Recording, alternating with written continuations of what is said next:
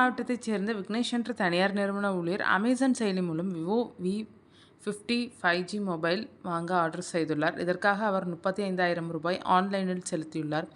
இந்த நிலையில் Amazon delivery ஊழியர் மொபைல் ஃபோன் வந்திருப்பதாக கூறி பார்சலை கொடுத்தபோது விக்னேஷ் அவர் கண்முன்னே பார்சலை பிரித்து பார்த்துள்ளார்.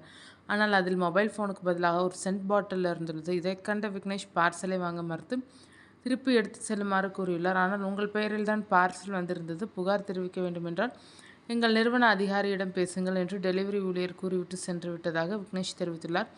இதையடுத்து பார்சல் ஒருவேளை மாறி இருக்கலாம், மொபைல் ஃபோனை அனுப்பி வைக்கிறோம் என்று அந்த ஊழியர் கூறிய நிலையில் விக்னேஷ் காத்திருந்தும் அவர் சொன்னபடி பார்சல் வரவில்லை. இதனை அடுத்து அமேசான் நிறுவன அதிகாரிகளை தொடர்பு கொண்டபோது எங்களால் ஒன்றும் செய்ய முடியாது என்று கூறிவிட்டதாக விக்னேஷ் அதிர்ச்சியுடன் தெரிவித்துள்ளார். வேறு வழியின்றி விக்னேஷ் இந்த விவகாரம் குறித்து காவல்துறையில் புகார் தெரிவித்துள்ளார். காவல்துறையினர் இது குறித்து வழக்கு பதிவு செய்து விசாரித்து வருகின்றனர்.